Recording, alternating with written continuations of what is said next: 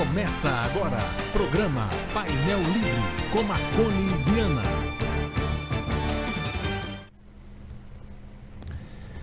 Boa noite, no ar mais um programa Painel Livre aqui pela TV Vale. Hoje vamos falar sobre autismo e espiritualidade. Que tema bom, hein? Quem vem conversar com a gente é o professor, pesquisador, farmacêutico, escritor, doutor Rafael Rezende, autor do livro Para Além do Autismo.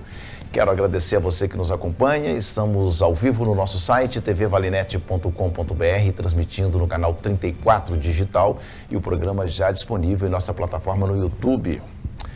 Doutor Rafael, que prazer em recebê-lo. Seja bem-vindo. Boa noite. Muito obrigado, boa noite. Uma alegria muito grande poder estar aqui falando sobre esse livro, sobre essa obra, sobre esse tema tão importante para a sociedade, né?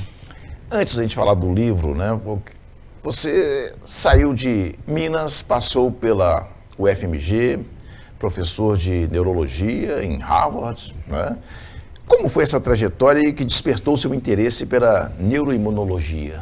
Bom, na verdade, assim, eu sempre gostei muito de pesquisa desde criança. Quando eu fiz 9 anos de idade, por exemplo, eu pedi de aniversário para minha mãe um microscópio. E a partir dali eu comecei a amar a ciência, né, com todas as minhas forças. E sempre quis poder fazer algo, né? E para mim a referência maior, eu sou de Três Corações, Minas Gerais, era ir para Belo Horizonte estudar. E é claro, na UFMG, uma universidade muito renomada aqui no Brasil. E a partir dali eu comecei a conhecer a ciência como ela é, comecei a conhecer muitas pessoas e entender o quão importante a ciência é para a vida, né? Tudo que a gente usa, como farmacêuticos, os medicamentos que a gente vê na farmácia, eles passaram por um processo científico muito, muito rigoroso, até chegar na prateleira para alguém poder consumir e se curar. Então eu comecei a entender esse aspecto e ali na UFMG, né, eu comecei a pensar em sair do Brasil. E eu lembro que uma professora minha me disse, olha, você quer ser um peixinho numa lagoa grande ou um peixão numa lagoa pequena? Porque eu comentei que eu queria sair do Brasil. E eu falei, não importa para mim o peixe que eu vou ser, o que importa é o que eu vou sentir. E a partir dali eu consegui fazer um outro pós-doutorado na faculdade, na Escola de Medicina de Harvard e apaixonei mais ainda pela ciência. E a partir dali eu continuei e hoje tenho o meu próprio laboratório, minha própria linha de pesquisa ali na universidade e tento, né, além da questão acadêmica, unir um pouco a espiritualidade nessa história. Agora vamos falar do Para Além do Autismo, né? De onde nasceu a ideia e como é que surgiu isso aí? Por que esse título, Para Além do Autismo? E, na verdade, eu nunca imaginei que eu fosse escrever um livro ainda mais sobre autismo. Só que em 2018, meus filhos, eu sou pai de trigêmeos, nasceram. E 2 deles, no ano seguinte, foram diagnosticados com autismo. Como eu já estava na pesquisa por muito tempo, eu me senti no dever de poder pesquisar mais sobre o autismo do ponto de vista acadêmico. Mas o ano passado, né, quando eu fui fazer uma palestra em Orlando, na Flórida, sobre esse tema, eu percebi o tanto que as pessoas estão carentes de conhecimento, mas também de acolhimento. Então, para muito pai e muita mãe, falar só do aspecto científico não vai resolver o problema delas, porque é muito além disso, para além disso, né? Então veio o título, Para Além do Autismo. Não é só o acadêmico, mas é aquilo que a gente vive em casa e assim mesmo aquilo que a gente compreende sobre o propósito de ter um filho autista em casa. Aí me chamou a atenção, eu anotei aqui, a investigação do eixo intestino-cérebro. Uhum. De forma assim, acessível, né, para quem está assistindo. Sim. O que essa conexão tem a ver com o autismo? Essa é uma pergunta muito interessante porque é a linha que eu trabalho no laboratório, né? Muitas pessoas acreditam que o autismo é puramente genético, que não é verdade. Existem fatores ambientais muito importantes nisso. Então, a gente pensa o seguinte, nosso intestino é formado por trilhões de bactérias. A gente chama de flora intestinal, ou microbiota intestinal, ou microbioma intestinal. O que acontece é que a gente começa a se alimentar muito mal, especialmente aqui no Ocidente, e as bactérias crescem de acordo com o que você come. E ali, se a gente for considerar uma mulher que cresceu dessa forma, alimentando mal, ela desenvolve alterações nessa microbiota intestinal, que a gente chama de disbiose, que geram uma inflamação no intestino, porque a bactéria está ali em contato com o intestino. Essa inflamação a pessoa não sente, ela é subclínica. E ali o que acontece? Quando essa mulher engravida, e no primeiro trimestre, que é onde o cérebro do bebê está se desenvolvendo a todo vapor, ela contrai uma infecção, seja, por exemplo, uma gripe, um resfriado que todo mundo pega. Só que ela já tem um plus, que é a inflamação no intestino. E aquilo se soma de tal forma que uma proteína que é produzida ali por essas células imunes que estão presentes no intestino, atravessa a placenta, chega no cérebro do bebê que está em formação e perturba aquelas conexões. Então, nesse momento, a gente está vendo o intestino da mãe comunicando com o cérebro do filho dela, dentro da barriga. Então, aí a gente vê o eixo intestino-mãe, cérebro-filho no neurodesenvolvimento. Olha, muita gente associa o autismo apenas a comportamento. Apenas entre aspas. Como se fosse pouco. Mas como que a ciência de ponta hoje entende as bases biológicas do aspecto autista?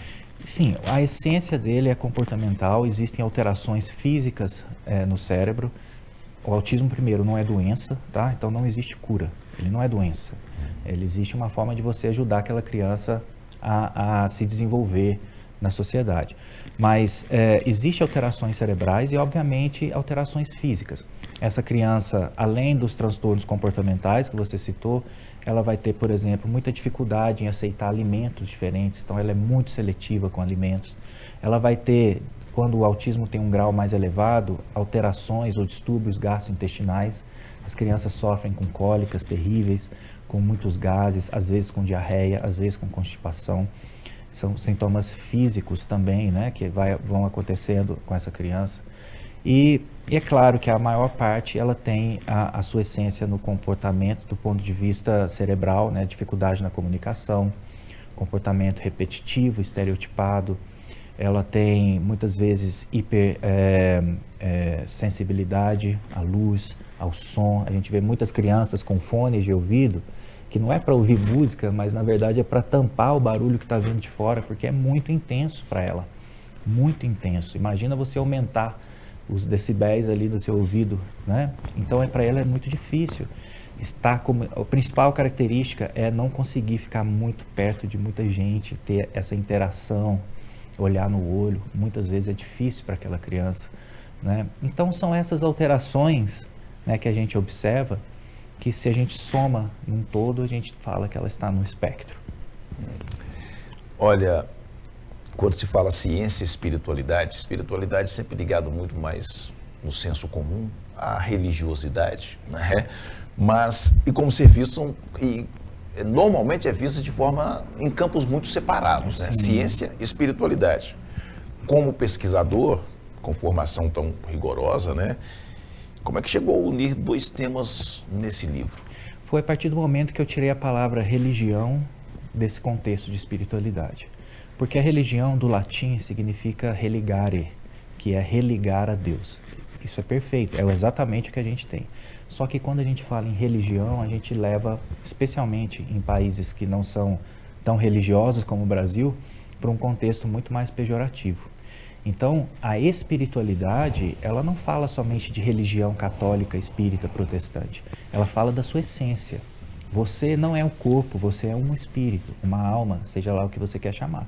Então, quando a gente entende isso, a ciência faz parte disso. Não deveria nunca ter sido separada. E a grande tarefa que eu tenho nessa vida é poder ressignificar esse conceito.